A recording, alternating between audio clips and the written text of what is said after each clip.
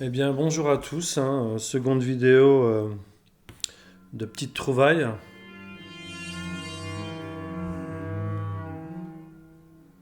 J'avais dit que je mettais pas de musique la dernière fois, donc là je voulais mettre une petite intro pour commencer la vidéo. Donc elle sera courte puisque j'ai pas chopé beaucoup de choses. Donc la dernière que j'ai faite, ça remonte à peut-être 2 3 semaines. On peut pas trouver toujours ce qu'on veut, hein, donc c'est déjà bien. Là je vais montrer deux trois trucs. C'est déjà bien d'en trouver. Pourtant, je me suis levé tôt, je me suis dit, allons-y, même s'il fait chaud. J'en ai profité pour faire mon petit jogging dominical.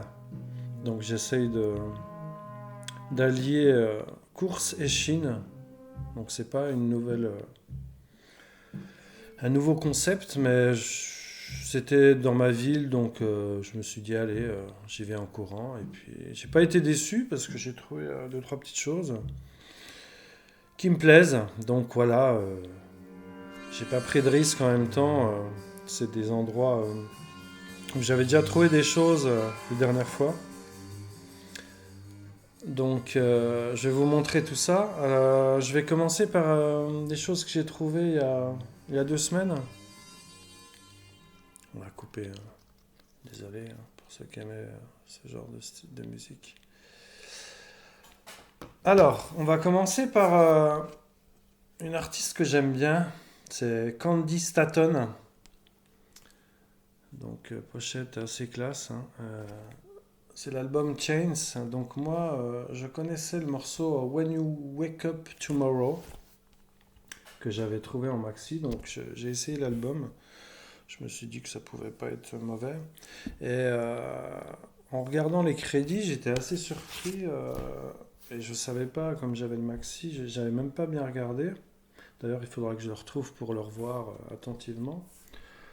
Euh, Donc, dans ce fameux morceau When You Wake Up Tomorrow, qui est un fantastique morceau disco funk, il y a Patrick Adams donc, sur la production et qui est pas mentionné sur le recto de la pochette, donc le verso, pardon. Donc j'étais assez surpris, mais je me dis, mais comment se fait que j'aime autant ce disque qui est très funky, très groovy, et en fait je comprends mieux pourquoi. Patrick Adams, donc pour ceux qui connaissent, qui s'intéressent à la funk, assez classe, boogie, c'est un gros producteur. Il a fait plein de choses avec un acolyte. Vous irez voir hein, dans le moteur de recherche Patrick Adams avec Craig Caramichael et puis un autre gars. Ils avaient monté un label qui s'appelait PNP. Patrick et Peter, je crois qu'il s'appelait Brown, un truc comme ça. Et un grand monsieur de la funk. euh, Ils ont ressorti un best-of de toutes ses meilleures prods sur Strut ou un truc comme ça. Donc ouais, j'étais assez surpris. Donc en alliant découverte et puis toujours bah, pour le contenu, hein, bien sûr. Donc c'est toujours intéressant de regarder les crédits. Il faut toujours regarder les crédits. Ensuite, qu'est-ce que j'avais trouvé ce même jour? J'avais trouvé de la salsa, donc je l'ai montré il n'y a pas si longtemps dans un autre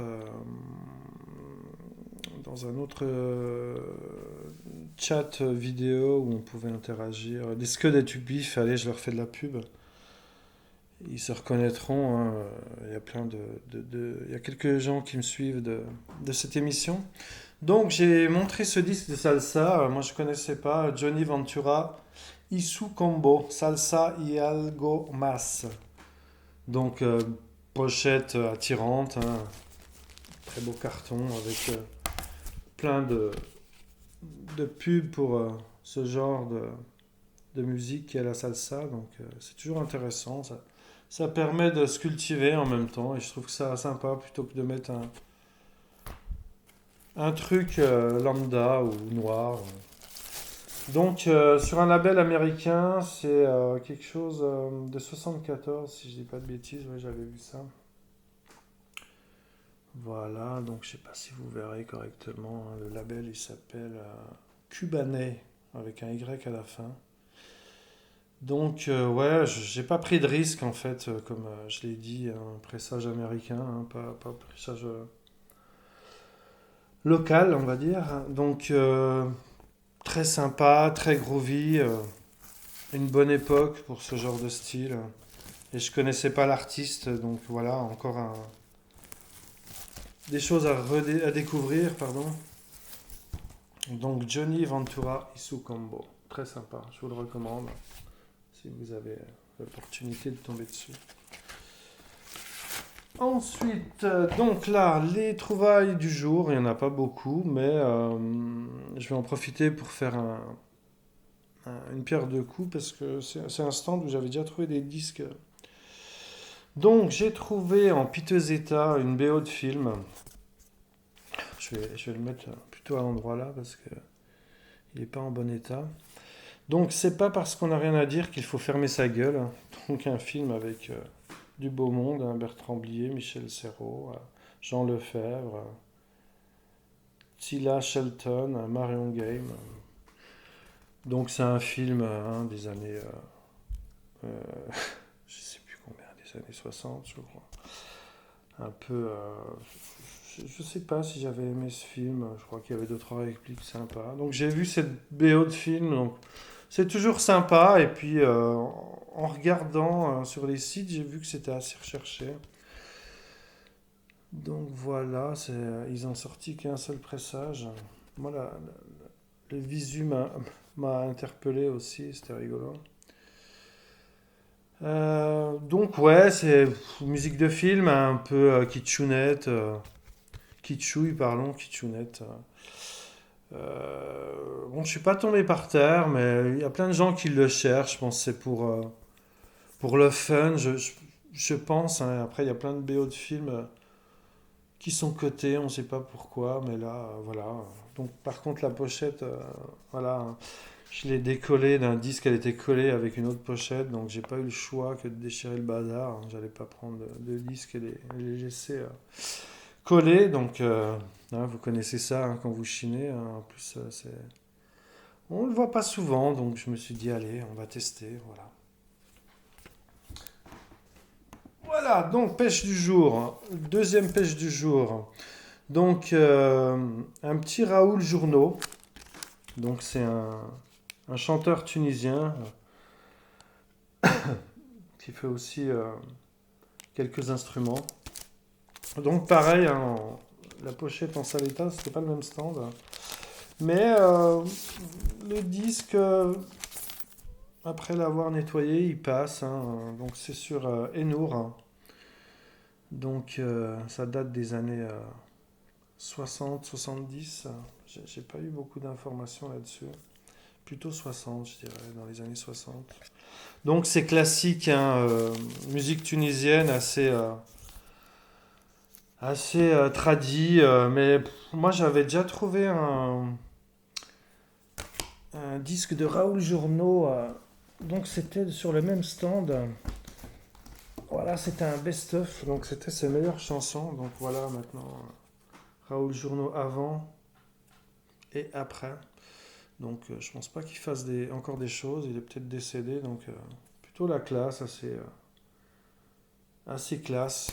Moi j'avais bien aimé hein, ce petit best-of de ses chansons.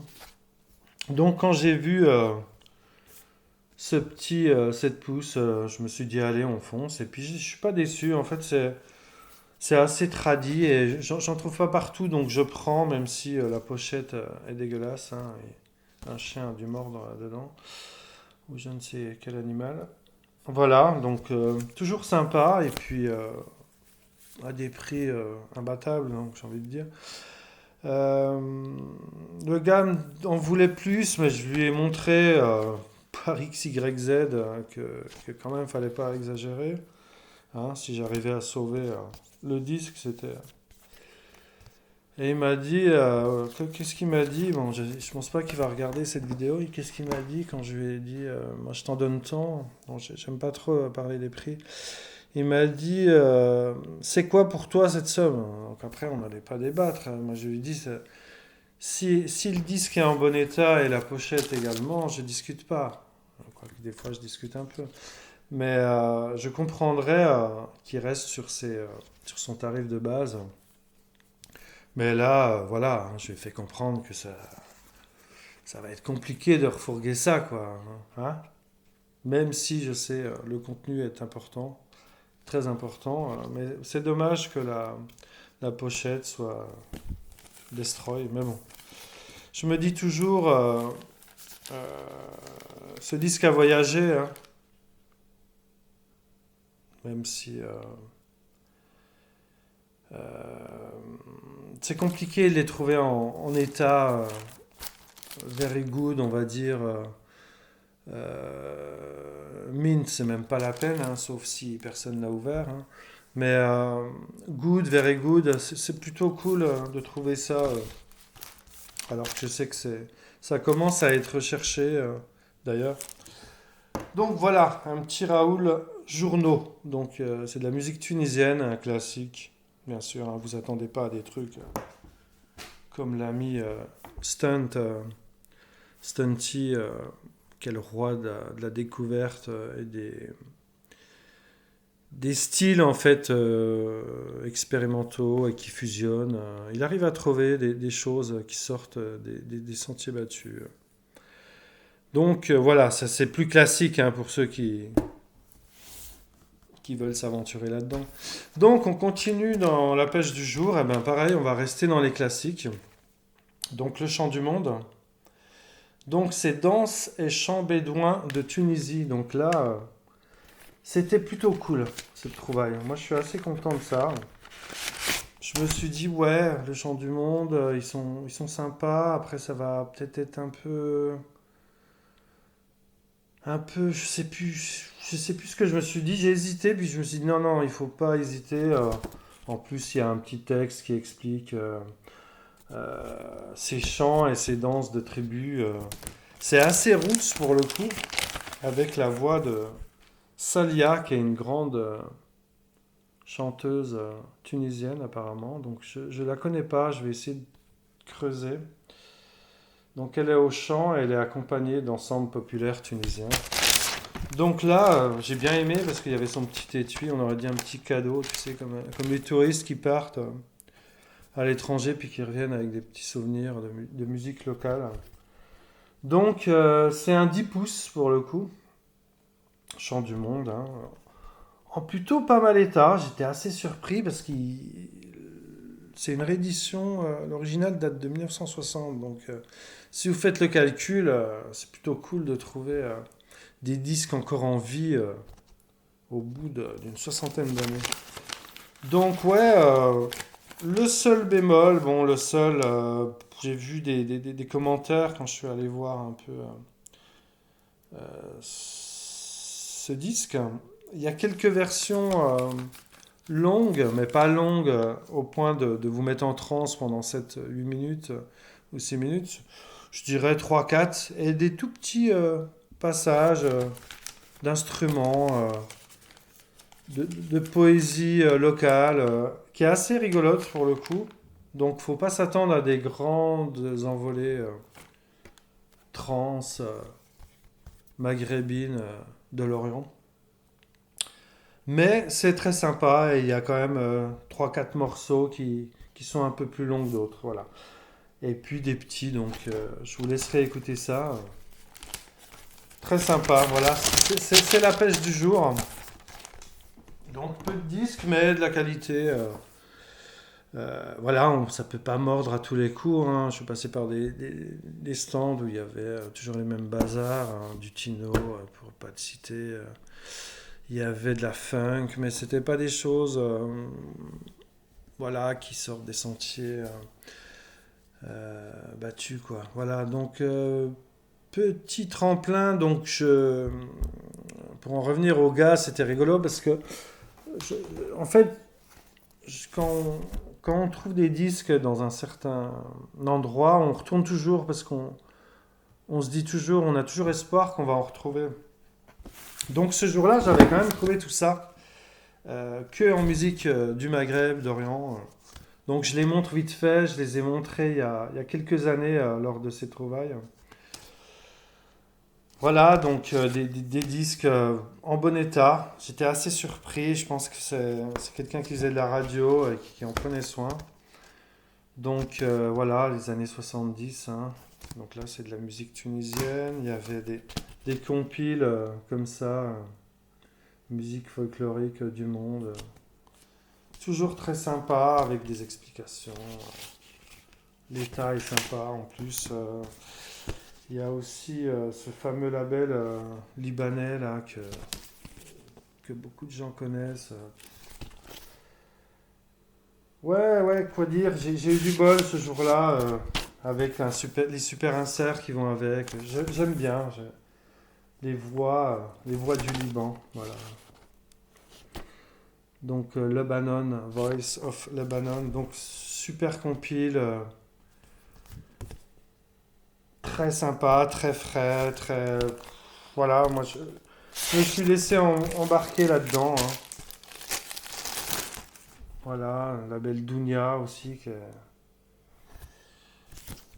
Nuit à Tunis. Donc voilà, avec des belles pochettes. Donc l'état plutôt cool.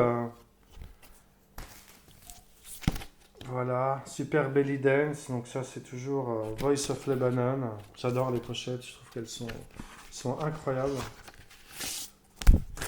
Voilà, très, très beau label. Très bel état, hein.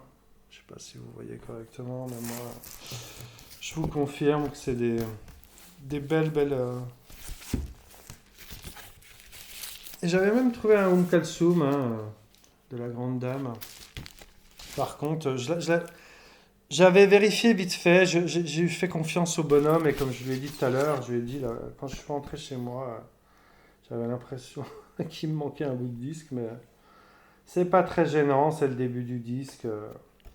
Ça fait, euh, ça fait la face entière. Voilà, donc j'ai pris quand même. Enfin, j'ai pris, oui, mais j'ai eu la surprise en rentrant qu'il était un peu rogné. Voilà, donc j'avais trouvé ça aussi que j'adore. Brahim Azam, un Marocain, fantastique, avec qui il y avait même une dédicace de lui sur le skull. Je vous conseille, c'est vachement touchant. C'est de la musique assez triste pour le coup, belle mais triste. Donc lui, il me fait penser à un chanteur ou un comique français, je sais plus comment, Le Luron, je crois, ou un truc comme ça. Brahim Azam, voilà. Très belle pioche. Donc toujours chez ce même monsieur. Donc voilà, et puis en discutant avec lui, on cherche toujours à discuter pour savoir s'il en a d'autres, hein. On est tous pareils, je pense, parce qu'on se dit, ouais, peut-être qu'il n'a pas tout voulu emmener ce jour-là, ou il avait la flemme, il a oublié un carton, donc on essaye de choper des numéros pour essayer, mais là, qu'est-ce qu'il m'a dit? Il m'a dit, il y a un monsieur qui était venu, peut-être l'année dernière ou il y a 2 ans, mais je pense qu'une fois que je suis passé derrière, parce qu'il les aurait pris, hein, je le connais, le digger en question, c'est un mec de la région, je vais pas citer son nom, mais c'est marrant, il a sorti sa carte, il lui avait filé une carte avec son prénom et tout ça. Recherche, disque vinyle de tout genre, me déplace. Et ça m'étonne pas de lui, donc qu'il ait pu trouver des choses. Parce que moi, j'en ai laissé ce jour-là. J'avais rien pour écouter, donc en plus, ouais, il n'y avait pas non plus des trucs de ouf, mais je pense pas qu'il aurait laissé tout ça au prix où je les ai eus. En plus, je le connais, hein, il aurait tout raflé. Il avait encore sa carte dans son portefeuille qui m'a dit oui, il y a ce monsieur qui m'a demandé si j'en avais également, qui avait fait une petite razzia.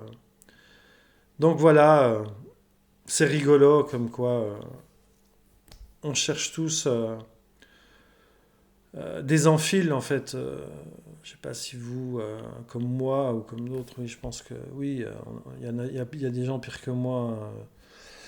Mais on cherche tous des amphiles pour savoir si les gens en ont d'autres. Et puis, pourquoi pas faire des découvertes en allant dans leur grenier ou dans leur garage. Donc voilà, donc c'était une belle petite pêche. Musique orientale, Tunisie. Ouais, Tunisie, les deux du Tunisie pour le coup. Donc voilà, donc je vais creuser plus, hein. J'en avais trouvé une l'année dernière qui regroupait aussi des choses assez classiques de la Tunisie avec des belles pochettes, hein. C'est toujours sympa. Toujours sympa et il faut être curieux, même si vous aimez pas tout, il y aura forcément un ou deux morceaux vous aimerez, pardon. Donc j'avais trouvé de la musique turque aussi, ça c'est pareil, ça me, quand je l'écoute encore, j'ai des frissons parce que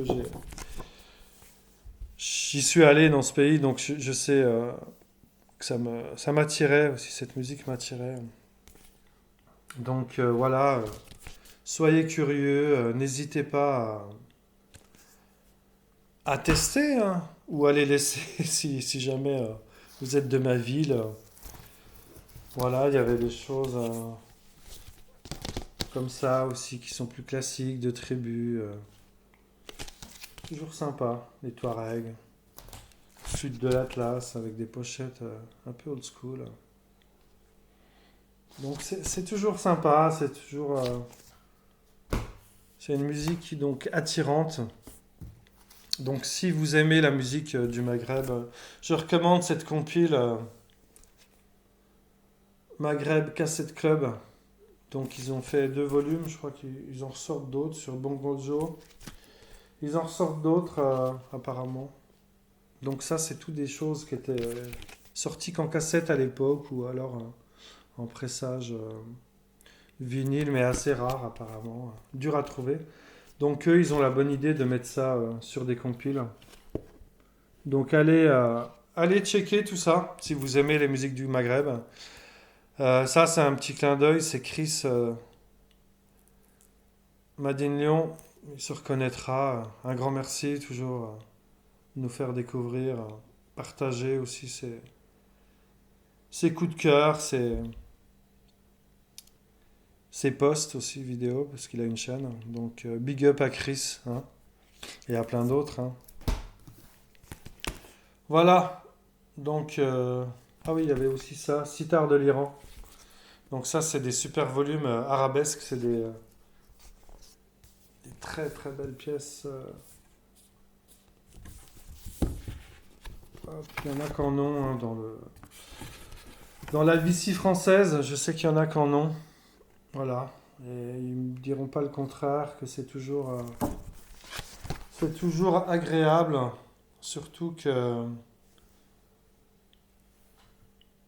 c'est de l'improvisation, l'improvisation, de l'improvisation unique sur les deux faces du disque, comme ils le disent.